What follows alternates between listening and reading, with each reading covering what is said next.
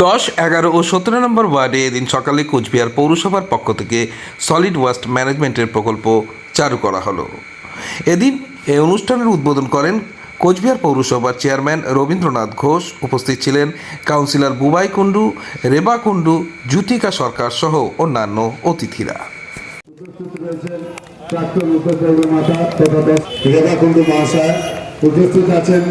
11 নম্বর ওয়ার্ডের সম্মানীয় কাউন্সিলর শ্রীমতী জ্যোতিকা সরকার মহাশয় উপস্থিত আছেন। 17 নম্বর ওয়ার্ডের সম্মানীয় কাউন্সিলর শুভজিৎ কুণ্ডু মহাশয়।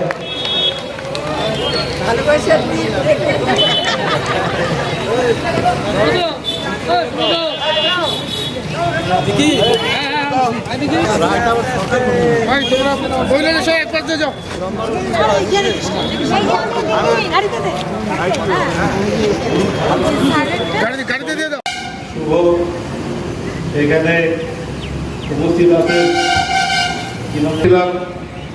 যে বাড়ি বাড়ি আমাদের যে আবর্জনা হয়, যে বর্জ্য পদার্থ হয়, সেই বর্জ্য পদার্থগুলো আমরা হয় ড্রেনের মধ্যে ফেলে দিই, নয় নোংরা হচ্ছে, শহরের পরিবেশ দূষণ হচ্ছে এবং এই পরিবেশ দূষণের কারণে নানা রকম রোগ ব্যাধিও মানুষের মধ্যে ছড়িয়ে পড়ছে।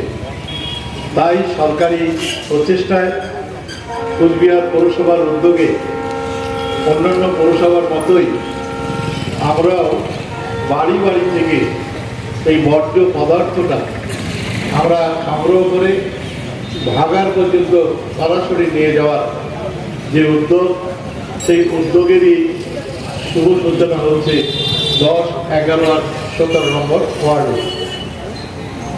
আমরা আপনাদের প্রত্যেক বাড়িতেই দুটো করে বালতি দিয়েছি, একটা করে সবুজ বালতি আর একটা করে নীল বালতি।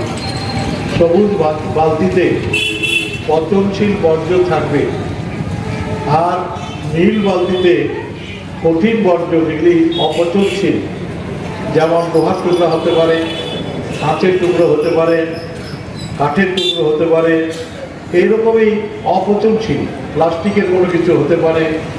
এই সমস্ত অপচনশীল নীল বালতিতে রাখবেন।